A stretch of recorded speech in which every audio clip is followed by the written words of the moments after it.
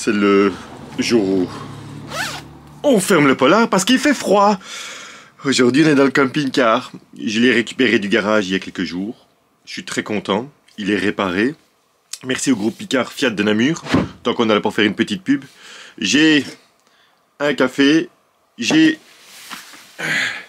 mes mérinos. Mais j'ai froid. En fait, il faut que je réhabilite le camping-car pour l'arrivée de Virginie. Imminent. Dans quelques jours. Sauf qu'elle a quelque chose qu'elle n'a pas vu. Alors, deux choses qu'elle n'a pas vues. Ça, c'est la première. Ah mais oui, il neige. Voilà, ça c'est déjà la première chouette chose. Et la suivante, je vais essayer de vous trouver un article complet sur la suivante.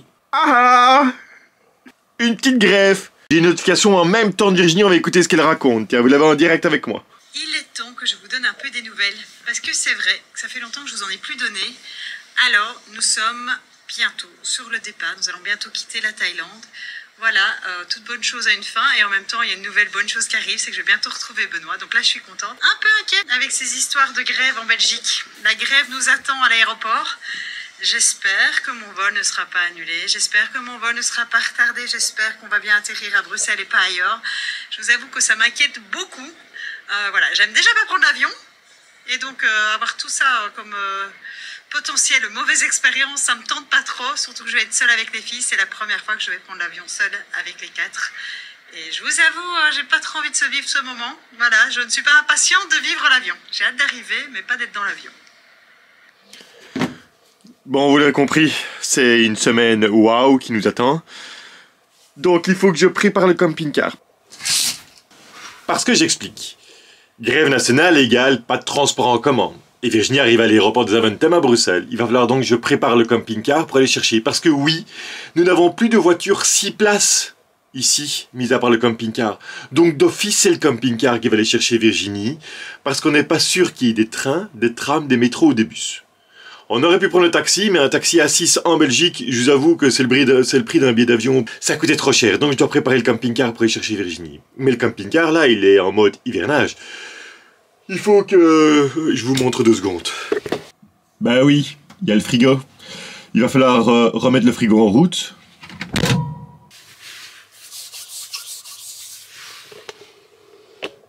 Ah non, il n'y a pas de chauffage. Faudra mettre le chauffage en route aussi, tiens. Bon, on va aller mettre du gaz. Ça, c'est la priorité numéro 1, c'est remettre une bouteille de gaz dans le camping-car pour réchauffer tout ce... Parce que sinon, je vais geler. Hein. Et je me demande bien... En fait, vous avez vu au début, j'avais un café en main, il était rempli. Et à cause de vous parler, eh ben, mon café est toujours rempli. Bref, je vais boire mon café maintenant.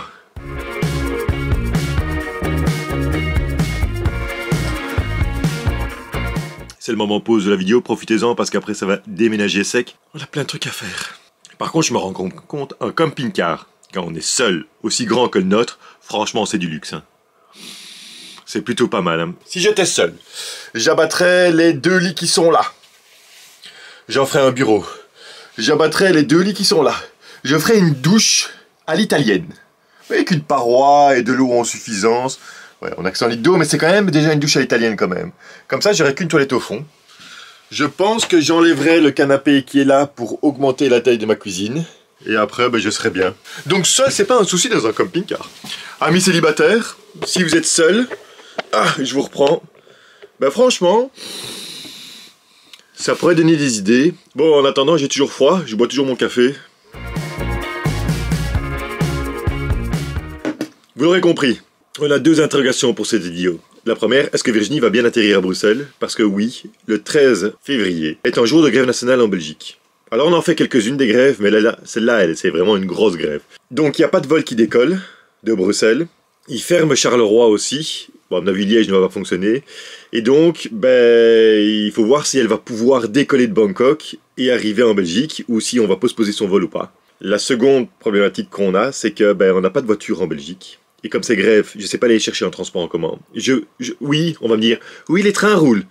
J'ai pas envie de prendre confiance dans les trains cette fois-ci. Je vais plutôt prendre confiance en moi. Et donc, je me suis trouvé un petit endroit à 20 minutes à pied de l'aéroport pour pouvoir poser le camping-car et aller chercher à pied. Voilà, le gaz est remis. Et donc, on avait une française vide et j'ai remis sur l'ancienne irlandaise, qu'on doit vider aussi. Bon, le premier objectif, c'était de sortir pour ouvrir le gaz. J'ai dit sortir dehors, mais ça se dit pas. Parce que me rentrer à l'intérieur, ça se dit pas non plus. Descendre en bas, monter en haut. Bref, je suis rentré dans le camping-car. Ma première chose que je voudrais faire, c'est mettre du chauffage. Alors vous allez voir ma tête. Est-ce que ça va fonctionner ou pas? C'est à ma tête que vous verrez si ça fonctionne ou pas. Je voudrais bien 42 degrés. Non, allez, on va mettre un petit 19 degrés pour lancer le chauffage. Non, 19 non, on va mettre 21. Je voudrais juste vérifier quand même qu'il y a du gaz en allumant les tacs. Voilà la meilleure nouvelle de la journée. Nous avons donc du gaz, donc je vais pouvoir avoir du chauffage, donc je vais pouvoir remettre les matelas. Je vais faire un petit coup de rangement et un petit coup de propre, grosso d'eau chaude, ça c'est sûr. En plus, heureusement, parce que je venais de prendre ma douche à la maison, et si je devais faire tout ça dans le froid, j'aurais été bien malade.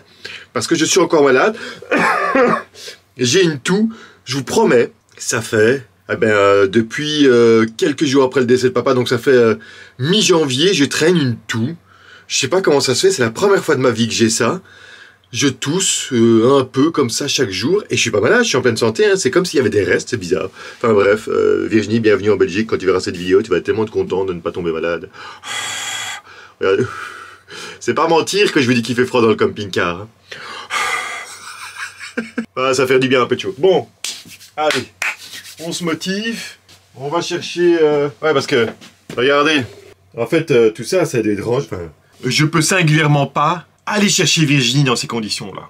Je peux pas faire ça, donc je dois ranger. Donc je vais ranger maintenant, même si je suis pas motivé. En fait, j'attends que le chauffage chauffe un peu pour me réchauffer, parce que, bah...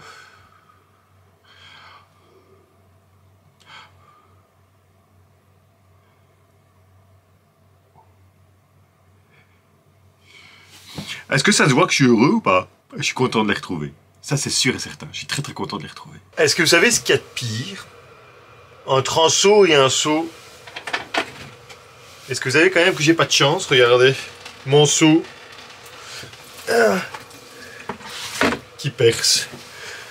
Ça veut dire que je dois pas nettoyer ou ça veut dire que je dois nettoyer plus vite? C'est quoi le message quand le seau est percé? C'est dépêche-toi ou prends ton temps parce que c'est bientôt la fin? Le bruit que vous entendez là, c'est la soufflerie que j'ai mis au high maximum pour mon petit bonheur personnel. Comme ça, j'ai une petite pensée pour Virginie et ses 32 degrés. Et bien moi aussi, j'aurai chaud dans mon camping-car. Est-ce que je vais nettoyer tout le camping-car maintenant? Non, pas du tout. En fait, avant de l'hiverner, on l'avait déjà nettoyé à fond. Il y a juste une petite couche de poussière. Chez nous, il y a une petite stratégie qui dit qu'en fait, les enfants nettoient leur chambre. Bah, je sais pas vous expliquer autrement que par ces termes-là. Parce que je sais pas, je sais... Je pourrais tendre le bras en mettant debout comme ça, je pourrais tendre le bras et arriver tout au fond. Mais c'est trop loin et c'est trop compliqué, je vais tout casser, je fais 100 kilos, enfin ça va pas. Donc c'est pas moi qui y vais, c'est les enfants. Chaque enfant reçoit une éponge et un seau d'eau et nettoie sa chambre, fait sa fenêtre, fait toutes ses affaires quoi. Et ici c'est juste que je vais passer un petit coup rapide pour dépoussiérer, mais pas dans chaque lit, hein, sinon j'en ai pour toute la journée. Surtout sur les lits d'en haut qui ont accumulé. Et alors on a ça aussi. Qui est rempli. Alors ça c'est ce que Virginie avait acheté, c'est pour l'humidité. C'est des petits cristaux qui se transforment en de l'eau, enfin bref c'est rempli, c'est acheté aussi.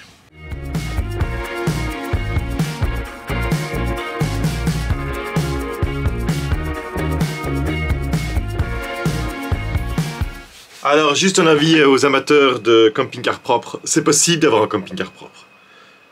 Mais il faut le faire tous les jours. Et il faut faire un grand nettoyage, un vrai grand nettoyage, au moins une fois par semaine, voire une fois tous les 15 jours ou tous les 10 jours. Mais si vous ne nettoyez pas tous les jours, hein, en fait en roulant, donc si vous faites un road trip, il y a de la poussière qui rentre, c'est indéniable. Si vous laissez accumuler cette poussière, plus l'humidité, plus le soleil, enfin bref, tout ce qui peut salir un camping-car, vous allez être dépassé par les événements. Moi je pense, le mieux c'est un camping-car minimaliste. Le minimum de choses dans votre camping-car fait que vous aurez plus facile à nettoyer. C'est comme une maison en fait. Au plus vous avez du brol, au plus c'est pénible à nettoyer parce que vous devez dépasser chaque objet, nettoyer, remettre l'objet et tout ça. Pour moi, la clé, c'est un minimum d'objets. Et je pense que c'est la même chose que dans une maison. La clé d'une maison propre, c'est quand il n'y a pas trop d'objets. Parce que dès que ça commence à être accumulé, à ce moment-là, c'est perdu. Vous n'avez ni le courage, ni la force, ni l'envie de tout déplacer, tout ranger et tout ça, et vous vous faites avoir. Est-ce qu'à 6, est-ce qu'on s'est minimalisé dans un camping-car? Oui. Parce qu'en fait, on n'a qu'un lit, chacun, notre chambre, avec une étagère pour ranger nos vêtements et nos bisouilles. J'ai une armoire pour mon matériel photo et vidéo, une armoire pour tout ce qui est informatique et administratif. Virginie a 2 armoires pour l'école à la maison et on a 2 armoires à bricolage et jeux de société. C'est tout. Ni plus ni moins. Est-ce qu'il nous faut plus? Bien sûr, ça ferait toujours plaisir qu'on ait plus. Je pense qu'on manque d'un bureau. Virginie me dirait ouais mais non, on manque pas d'un bureau, on manque d'une salle de bain. Et les enfants diraient ouais on manque d'une salle de jeu. On manquera toujours de quelque chose. Mais en fait le fait d'avoir peu, moi je trouve que c'est plus sain que d'avoir beaucoup. Et j'ai demandé à Virginie, tiens, quelle housse est-ce que je remets sur les canapés? Elle m'a dit oh, remets les moelleuses, remets celles-là parce qu'elles sont vraiment agréables au toucher. Ça sera déjà plus chaud que les... On a des fines légères d'été et des chaudes d'hiver. Et donc elle se rend bien compte qu'il va faire froid ici. C'est quelque chose que je déteste faire.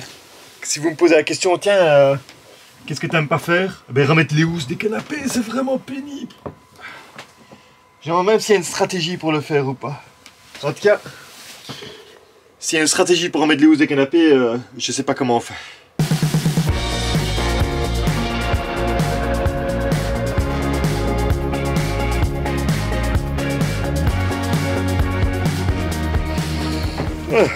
J'ai encore un message. Il est temps que je vous donne un peu des nouvelles. Et pour ceux qui m'ont posé la question où j'en suis avec mon glow-up, est-ce que j'ai tenu le coup? Oui, j'ai tenu le coup. J'ai fait mon sport, 6 jours semaine, le 7e jour plutôt du stretching, des étirements. Alors je vous avoue, j'ai pas été toute seule là-dedans. J'ai eu une aide inestimable de Jill qui a fait son sport avec moi tous les jours, qui m'a imposé de le faire aussi les jours où j'avais un peu moins envie. Et donc voilà, j'espère que Benoît sera content du résultat. Oui, bien sûr. Comment ne pas être content? Je pense à la crise de la quarantaine. Virginie est en train de se faire du sport, manger sainement, faire attention à elle et surtout inspirer les petites à avoir ces valeurs-là. Alors j'avoue, c'est un peu dégueulasse, mais je suis ectomorphe. Alors ceux qui savent c'est quoi ectomorphe, ça veut dire qu'on peut manger comme on veut et on grossit pas beaucoup. Mais, je bois pas beaucoup d'alcool, je fume pas et je marche beaucoup, donc j'ai normalement une vie assez saine, mais je commence à avoir un peu de bidou. Et donc Virginie m'a dit, ouais, mais toi aussi, tu vas commencer à devoir faire du sport, parce que la crise de la quarantaine te guette, et en plus, non seulement tu dois mettre des lunettes, mais en plus tu commences à avoir du bidou. Donc quand je vais revenir en Belgique, accroche-toi qu'elle dit. Dites, j'en profite que j'ai mis un canapé sur les 6. Je suis plutôt fier de moi. Est-ce que... Oui, c'est pas le moment de vous montrer un petit peu ce que Virginie fait de l'autre côté du monde. Allez, on fait une petite parenthèse camping-car et on vous retrouve après ce que Virginie fait actuellement. Ça fait déjà plus d'1 mois que nous sommes ici et les filles travaillent super bien. Et avec Benoît, on s'est dit qu'elle méritait une petite sortie. Et donc, j'ai réservé une sortie demain en bateau. Nous allons aller sur un bateau traditionnel, faire le tour des 4 îles ici avoisinantes de Aonang pour aller faire du snorkeling, aller un peu sur la plage. Voilà, une sortie bateau. J'espère que ça va être chouette. On sera qu'entre nous, normalement. C'est un bateau privé. En termes de coût, pour ceux que ça intéresse, j'ai payé 2800 bahts. Je pense qu'on est dans les prix plutôt bas, la fourchette basse pour ce genre d'activité. Donc voilà, on a super hâte de faire ça, de sortir un petit peu de notre chambre d'hôtel. Alors j'ai regardé la météo, j'avoue, pour essayer de me préparer. Je ne me ferai plus avoir comme en Irlande, non, non, non. Je regarde à l'avance et demain c'est le jour où il y a le moins de taux d'humidité, donc en principe il ne devrait pas pleuvoir pendant l'activité.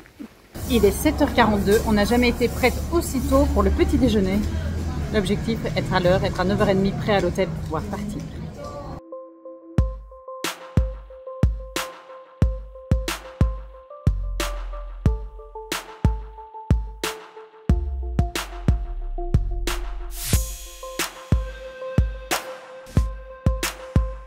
Ça y est, c'est parti pour notre journée bateau.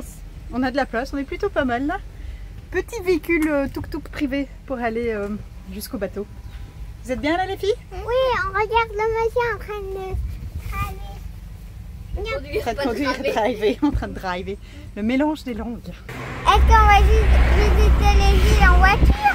Non, hein, on va jusqu'au port prendre un bateau. Ah bah alors ça sert à rien. Si tu vas en voiture, ça sert à rien, parce que tu ne bouges même pas. Voilà, nous sommes arrivés au port. Alors ici, il y a quand même quelques quarts de touristes. Hein. Il y a des gros groupes. Et là, je vous présente notre capitaine. Si j'ai bien compris, il s'appelle To. Mais moi et les noms en thaïlandais c'est un peu compliqué. J'ai déjà du mal avec les noms en français, vous le savez, donc en thaïlandais c'est encore plus compliqué. Et il nous emmène à notre bateau. Vous êtes contentes les filles? Oui. Ouais. Et la madame qui nous a fait signer, elle a dit qu'il y avait pas de méduses, mais qu'il y avait des petits requins. Voilà. Pas de ravin. Pas de méduses et des requins. Ouh, Rosemary. Alors, on nous a juste signalé qu'aujourd'hui il y avait pas mal de vent et donc pendant tous les trajets, on doit bien porter notre gilet de sauvetage, en tout cas quand on nous le dit. Et on ne doit pas trop se déplacer dans le bateau.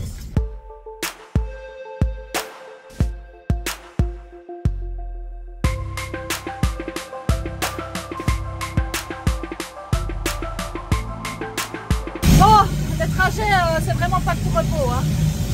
Wow, des vagues de dingue, le bateau il tangue à mort. Heureusement qu'on a une gilet de sauvetage. Benoît, dans ces cas-là, tu me manques très fort. J'ai besoin de ton courage. Mais non, ça va aller dessus. Il a ralenti. Il a ralenti, ouais.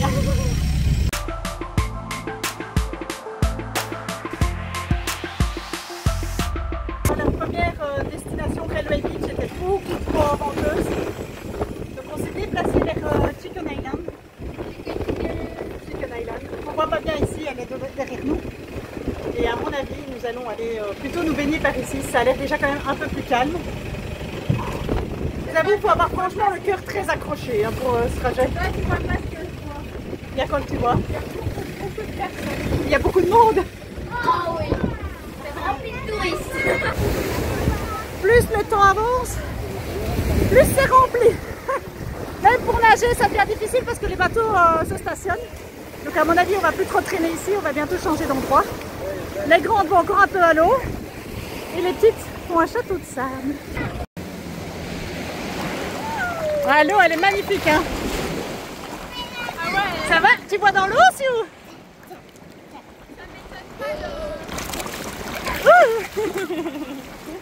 Ouais, prends-moi vite fait.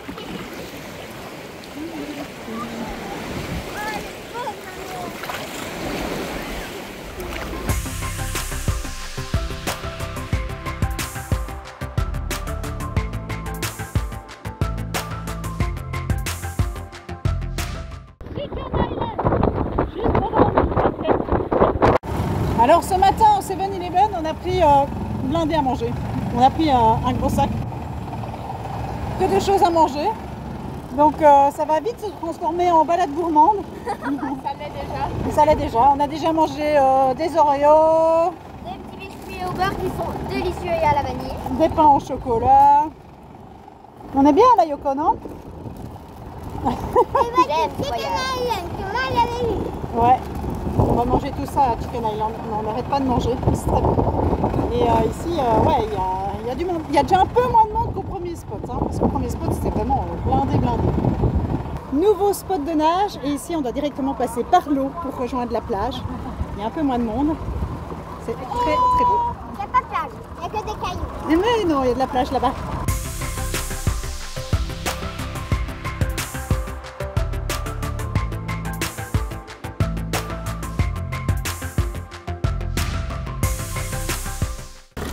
C'est incroyable, ils sont partout.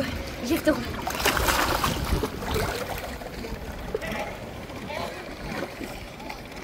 Ça reste une expérience exceptionnelle. Hein. Franchement, là les filles, on a été servis en poisson. On n'a jamais eu autant de poissons autour de nous. Ouais, c'était merveilleux. Sue a pu pour la première fois nager avec des poissons. Parce qu'aux Philippines, rappelez-vous, elle ne mettait pas encore la tête dans l'eau. Et donc, elle voyait les poissons, mais par au-dessus de l'eau. Donc évidemment, on voyait un peu moins. Avec les lunettes, on voit beaucoup mieux. T'as bien vu les poissons? Oui, très bien vu, mais pas même cette fois. Ah oui, cette fois, il y en a un peu moins. Ils se sont un peu éloignés, les poissons.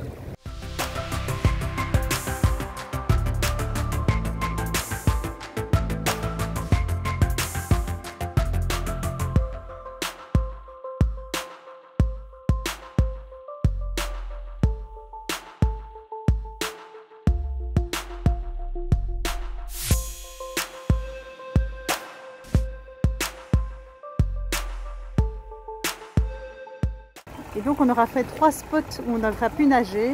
Il y aura juste le premier avec le vent, c'était pas possible. Donc une belle journée. Alors il y a énormément de touristes. C'est rempli. Je pense qu'on a pris la bonne solution de prendre un bateau privé. Il y en a beaucoup qui font ça, qui sont en bateau privé. La différence de prix est quand même assez minime entre le bateau de groupe ou le bateau privé. Ça permet d'aller à son rythme. Et ici, à chaque fois que les filles reviennent au bateau, hop, on change d'endroit. Et donc voilà, là les trois grandes sont en train de nager. Pendant que Sue fait sa pause repas. Elle se repose un peu. Un peu moins de poissons à cet endroit-ci. On avait plus à l'endroit précédent. Mais bon, ça n'empêche magnifique. Je vais être tout à fait honnête avec vous. Benoît me manque énormément dans ce genre d'activité. C'est le genre de choses qui sont chouettes à faire quand la famille est au complet. Alors oui, les filles s'éclatent et je suis contente de l'avoir fait avec les filles, je ne regrette pas. Maintenant, c'est quand même dommage qu'ils ne soient pas là pour vivre ça avec nous. J'ai essayé de l'appeler parce que justement, il faisait la nuit aujourd'hui. Et donc, il était réveillé, mais comme il est dans le train, le son est vraiment très mauvais.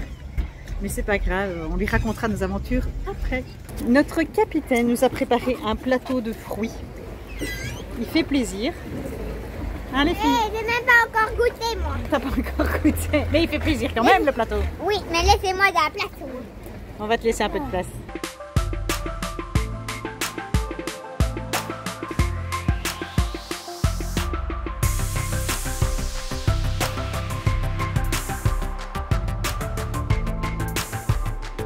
Voilà, activité terminée pour le retour à l'hôtel. Bon, on est crevé, hein. Nous sommes dans un tuk-tuk Capucine.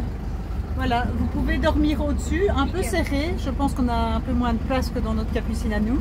Voilà, un pick-up Capucine, on n'avait jamais vu ça. Je pense que Sue pourrait fitter là-dedans. Ouais. Ah ouais, Sue pourrait dormir. Ouais, ça fera un lit pour Sue. Ah oui, Sue, tu es d'accord? Et moi aussi, et moi aussi. Moi aussi. Et en parlant de dormir, mademoiselle, là, hein, mademoiselle, ici. Mademoiselle s'était déjà endormie. Donc c'est que le capitaine de bateau naviguait plutôt pas mal. Par contre, il y avait quand même beaucoup moins de vagues qu'à l'aller. Hein. Donc ouais, c'était beaucoup plus gérable le retour que l'aller. Je globe le camping-car, Virginie. Ça c'est chouette. Ça nous fait un petit endroit tout douillet pour quand on revient. Oui, tout douillet. Avec les coussins tout doux. Ah ouais, des coussins spécial Noël, même si c'est plus Noël. Salut. Mais on n'est pas tout seul. Pris en flagrant délit de racontage entre nous Dash. Voilà, d'instant café sans le café. Ah ouais, ça pourrait être un instant téléphone sans téléphone. Regardez, elle est là. Papotons 2 secondes ensemble. En fait, j'avoue qu'il me reste même pas 5% de batterie. Donc quand ça va couper, c'est qu'on n'a plus rien à vous dire. Comment tu vas là au chaud, Virginie? Je vais bien, je viens de finir mon sport, je suis au bout de ma vie. Non, ça va, aujourd'hui c'était les bras, ça allait. Non, j'ai fait mon sport et on se faisait la réflexion avec Jules, c'était la dernière fois qu'on faisait notre sport ici. À mon avis, demain matin, on n'aura pas le temps. Ah bah non. Et donc voilà, la tension monte, le stress monte. Je t'avoue, avec l'avion, je suis pas... Ça va aller, va. Mais oui, mais je n'aime pas ça. Et puis t'es pas là, j'aime pas. Mais bon, voilà, il faut que ça, il n'y a pas de raison. Et alors j'ai peur que, en fait, on a eu tellement peur de rater l'avion qu'on a pris le transport à 10h du matin et je crois qu'on va s'ennuyer toute la journée. Ça va être long, quoi. Sur le vol et qu'au soir. Ouais, mais est-ce que... Vous savez que moi j'ai failli louper mon avion à l'aller. Hein. Il avait été avancé à 17h et finalement je suis arrivé à 16h15 à l'aéroport, le temps d'aller aux toilettes pour me transformer et d'arriver au check-in. Elle me dit mais dépêchez-vous, vous êtes en retard. Elle m'a mis un petit pins prioritaire, je suis monté dans l'avion. Franchement, ça s'est joué à peu. Donc tu as bien fait, Virginie, de prendre un taxi beaucoup plus tôt. Ouais, bah ouais, je sais pas. Ouais, ça va, ouais, mais ça va quand même être long. Hein. Bref, voilà. Non, mais... ouais, en fait, j'ai peur aussi que le vol soit annulé ou retardé à cause de la grève à Bruxelles. Ah ben ça, c'est toi et ta chance. Hein. Bon, je te raccroche au nez parce que la caméra va couper et je dois continuer à glow up le camping-car, Virginie. Ouais, ça va. Et moi, je vais aller me rhabiller parce que je suis en tenue de piscine. Montre, juste pour donner envie aux gens, montre-moi la tenue du jour là maintenant. La tenue du jour, mais je suis en maillot. En fait, je suis en sur-maillot. Et j'avoue, j'ai fait mon sport en maillot. En fait, le fait de sortir de la piscine, d'avoir eu un peu froid en sortant, ça motive beaucoup plus à faire du sport. Alors, je sais pas, j'aurai pas la piscine en Belgique, donc j'espère que je garderai cette motivation. Et donc, voilà. Mais donc, oui, en maillot. Mais je vais aller prendre ma douche et rincer mon maillot en même temps. Moi, je trouve qu'on est dans le... Non, je trouve qu'on est dans le honteux. Pourquoi? Parce que j'ai pas envie d'être tenue de sport. Non, ça caille ici. Ah, ok. Non, parce que j'allais dire, le fait de ne pas devoir changer de tenue, ne pas enfiler de tenue de sport, fait qu'on se met au sport plus facilement. Donc Ouais. voilà, parfois, c'est pas grave, on n'a pas la tenue adaptée. Oui, ça caille chez toi, mais chez nous, il fait chaud et je vais aller souper pour une dernière fois au chaud. Vends-nous du rêve, tu vas manger quoi ce soir, Virginie? Alors ce soir, normalement, on va chez Monsieur Pad Thai. Monsieur Pad Thai, c'est pas son nom, évidemment, vous en doutez bien, mais je connais pas son nom thaïlandais. C'est chez les personnes âgées chez qui on va toujours manger le Pad Thai. C'est vrai que monsieur devient très âgé. Et donc, ça fait déjà quelques soirs que c'est son fils qui ouvre et pas lui parce que ça devient compliqué pour lui de tenir le restaurant. Et on espère le revoir une dernière fois aujourd'hui. Hier, on lui a apporté des chocolats, mais il dormait. Donc voilà, on l'a laissé se reposer, on lui a laissé ses chocolats et aussi on lui a fait un dessin. Donc on a offert des chocolats à tous les locaux d'ici. Alors j'ai pas trouvé du chocolat belge, je voulais du chocolat belge, j'ai pas trouvé. Donc je me suis rabattue sur le chocolat suisse. Ce qui est quand même pas trop mal parce que le chocolat suisse c'est bon aussi. Et puis des Ferrero Rocher, j'ai offert plein de Ferrero Rocher comme Benoît aime. On s'est dit que ça devrait leur faire plaisir aussi. Donc on a offert des Ferrero Rocher, des dessins dessus. Et voilà, c'est un petit pince-mon cœur quand même de partir au bout de autant de temps passé ici. Je pense que